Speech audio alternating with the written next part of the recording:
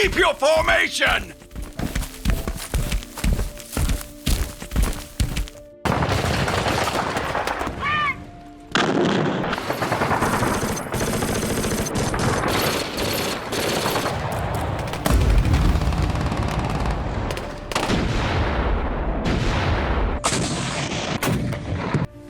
A state of war has existed between the United States and the Japanese Empire.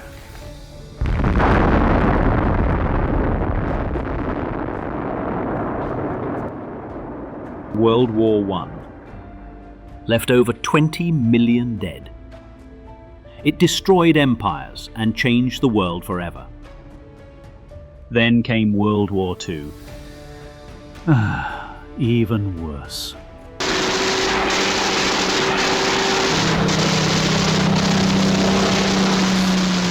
More than 70 million people died.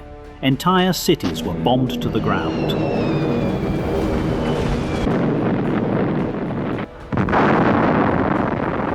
Nuclear weapons were used for the first time.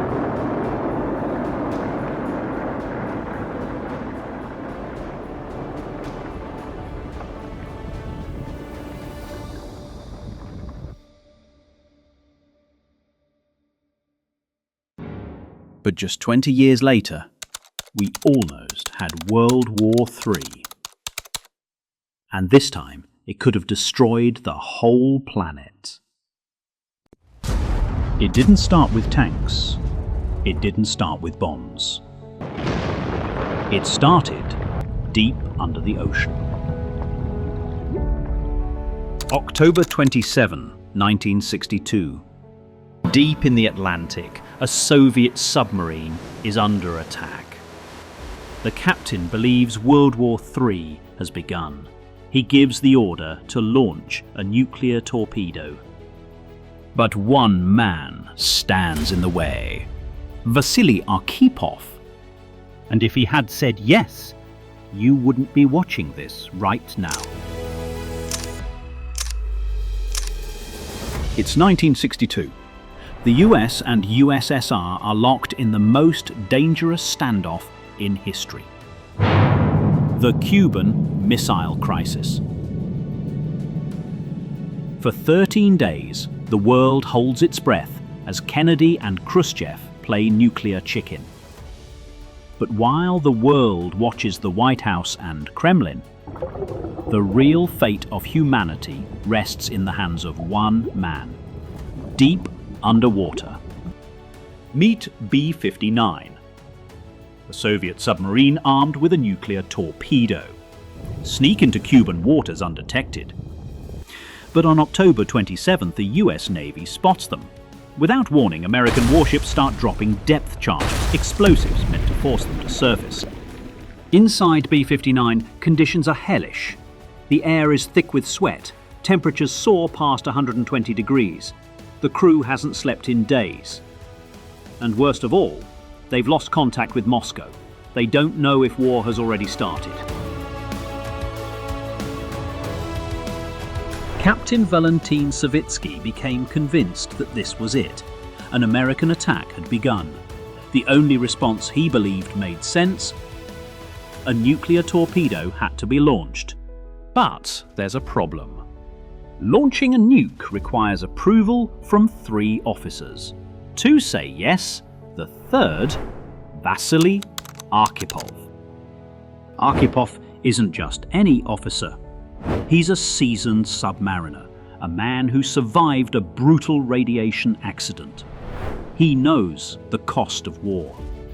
And unlike the others, he keeps his cool. While the captain screams in panic, Arkhipov does the unthinkable. He refuses to give permission.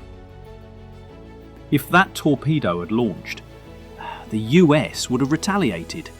Within hours, cities would burn, millions dead, the world unrecognizable.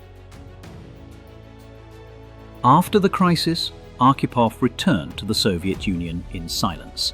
No medals, no headlines, no parades, just a quiet life. knowing he had saved the world. He died in 1998 from cancer.